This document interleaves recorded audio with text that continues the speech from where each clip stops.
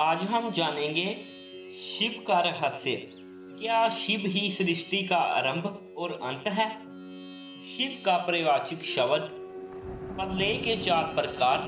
तो चलिए वीडियो को करते हैं शुरू और जानते हैं शिव का रहस्य।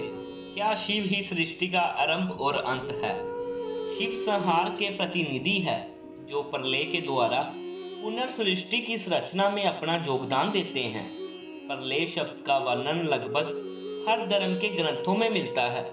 करीब 250 साल पहले महान विश्ववक्ता नास्त्रेदेमस ने भी प्रलय को लेकर घोषणा की है। हालांकि इसमें उसके समय को लेकर कोई घोषणा नहीं है। महाभारत के कलयुग के अंत में प्रलय होने का वर्णन है, लेकिन यह किसी जन प्रलय से नहीं बल्कि धरती पर लगातार बढ़ रही गर्मी से होगा। महाभारत के वन पर्व में उल्लेख मिलता है कि सूर्य का तेज इतना बढ़ जाएगा कि सातों समुद्र और नदियां सूख जाएंगी। सर्वत नाम की अग्नि धरती को पाताल तक भस्म कर देगी। वर्षा पूरी तरह बंद हो जाएगी, सब कुछ जल जाएगा। इसके बाद फिर 12 वर्षों तक लगातार बारिश होगी, जिससे सारी धरती जलमग्न हो जाएगी। शिव का प्रयाचिक शब्द रुद्र। शिव का जीवात्मा रूप रुद्र कहलाता है। सृष्टि के आरंभ और विनाश के समय रुद्र ही शेष रहते हैं। सृष्टि और प्रलय, प्रलय और सृष्टि के मध्य नृत्य करते हैं। जब सूर्य डूब जाता है, प्रकाश समाप्त हो जाता है, छाया मिट जाती है और जल नीरव हो जाता है, उस समय यह नृत्य आरंभ होता है। तब अंधकार समाप्त हो जाता है और ऐसा माना जाता है कि उस नृत्य से जो आनंद उत्पन्न होता है वही ईश्वरीय आनंद है। शिव, महेश्वर, रुद्र, पितामह, विष्णु, संसार वेद, सर्वज्ञ और परमात्मा उनके मुख्य 8 नाम हैं। 23 तत्वों से बाहर प्रकृति, प्रकृति से बाहर पुरुष और पुरुष से बाहर होने से वह महेश्वर हैं। प्रकृति और पुरुष शिव के वशीभूत हैं। दुख तथा दुख के कारण दुख करने के कारण वह रुद्र कहलाते हैं। जगत के मूर्तिमान पितर होने के कारण वह पितामह, सर्वव्यापी होने के कारण वह विष्णु, मानव के भवरोग दूर करने के कारण संसार वेद और संसार के समस्त कार्य जानने के कारण सर्वज्ञ हैं। अपने से अलग किसी अन्य आत्मा के अभाव के कारण वह परमात्मा है। कहा जाता है कि सृष्टि के आदि में महाशिवरात्रि को मध्य रात्रि में शिव का ब्रह्मा से रुद्र रूप में अवतरण हुआ। इसी दिन प्रलय के समय प्रदोष तिथि में शिव ने तांडव नृत्य करते हुए संपूर्ण ब्रह्मांड अपने तीसरे नेत्र की ज्वाला से नष्ट कर दिया। जब महासंसार की होती उपस्थिति प्रलय वेला विधाता पंच तत्व पाते विष्णु परम विराम गाही काल भी उस काल हो जाता। अचानक काल कवलित प्राप्त कर लेते निधन को धनर चिर निद्रा लीन इंद्र आंखें प्रलय कठोर क्रीड़ा संचरण में। किंतु इस प्रलयकारी सर्वस्वग्रासी खेल में भी पति तुम्हारे विहरते स्वाधीन शिव सवादी सती है। तंत्र के अनुसार सृष्टि क्रम कुछ इस प्रकार है।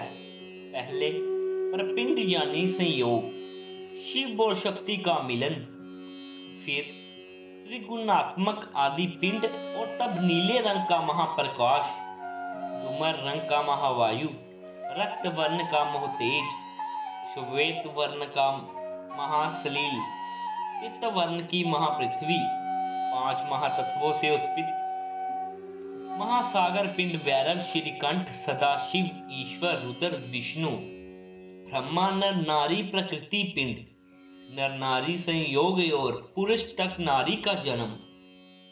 इस प्रकार अग्नि, सूर्य और सोम मिलकर सृजन का त्रिभुज जानी जोनी बनाते हैं और यूं शून्य तथा अंधकार से सृजन की कहानी शुरू होती है।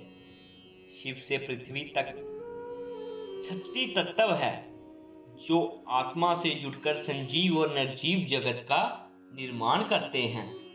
प्रलय काल में पृथ्वी जल में, जल अग्नि में, अग्नि बाजू में और बाजू आकाश में लीन होकर पुनर्बिंदु रूप में आ जाती है। यही संकोच और विस्तार प्रलय और सृजन है तथा प्राणी मात्र में जन्म और मृत्यु है। बिंदु रूप ब्रह्मा बामा शक्ति है, क्योंकि वही विश्व व भवन जानी उत्पन्न करती है। ब्रह्मा बिंदुर्महे शनि भामा शक्ति निर्गते। प्रलय के 4 प्रकार। नित्य प्रलय वेदांत के अनुसार जीवों की नित्य होती रहने वाली मृत्यु को नित्य प्रलय कहते हैं। जो जन्म लेते हैं उनकी प्रतिदिन ही मृत्यु अर्थात प्रतिपल सृष्टि में जन्म और मृत्यु का चक्र चलता रहता है। अत्यंतिक प्रलय। अत्यंतिक प्रलय जोगीराज जनों के ज्ञान के द्वारा ब्रह्मा में लीन हो जाने को कहते हैं, अर्थात मोक्ष प्राप्त कर उत्पत्ति को प्रलय चक्र से बाहर निकल जाना ही अत्यंतिक प्रलय है। नैमित्तिक प्रलय वेदांत के अनुसार प्रत्येक कल्प के अंत में होने वाला तीनों लोकों का क्षय या पूर्ण विनाश हो जाना नैमित्तिक प्रलय कहलाता है। पुराणों अनुसार जब ब्रह्मा का एक दिन समाप्त होता है तब विश्व का नाश हो जाता है। 4000 युगों का एक कल्प होता है, ये ब्रह्मा का एक दिन माना जाता है। इसी प्रलय में धरती या अन्य ग्रहों से जीवन नष्ट हो जाता है। नैमित्तिक प्रलय के दौरान कल्प के अंत में आकाश से सूर्य की आग बरसती है। इनकी भयंकर तपन से संपूर्ण जल राशि सूख जाती है। समस्त जगत जलकर नष्ट हो जाता है। इसके बाद स्वर्तक नाम का मेघ अन्य मेघों के साथ 100 वर्ष तक बरसता है। बाजू अत्यंत तेज गति से 100 वर्ष तक चलती है। प्राकृतिक प्रलय ब्रह्मांड के सभी भूखंड या ब्रह्मांड का मिट जाना, नष्ट हो जाना या भस्म रूप में हो जाना प्राकृतिक प्रलय कहलाता है। वेदांत के अनुसार प्राकृतिक प्रलय अर्थात प्रलय का वह उग्र रूप जिसमें तीनों लोकों सहित महातत्व अर्थात प्रकृति के पहले और मूल विकर तक का विनाश हो जाता है और प्रकृति भी ब्रह्मा में लीन हो जाती है, अर्थात संपूर्ण ब्रह्मांड शून्य अवस्था लिंग में हो जाता है। ना जल होता है, ना बाजू, ना अग्नि होती है और ना आकाश और ना अन्य कुछ। तब होती है प्राकृतिक प्रलय। तो इसी के साथ हमारी आज की जो वीडियो है वो समाप्त होती है। आज हमने जाना शिव का रहस्य, क्या शिव ही सृष्टि के आरंभ और अंत हैं। तो मिलते हैं अगली वीडियो में नई कहानी के साथ। हर हर महादेव।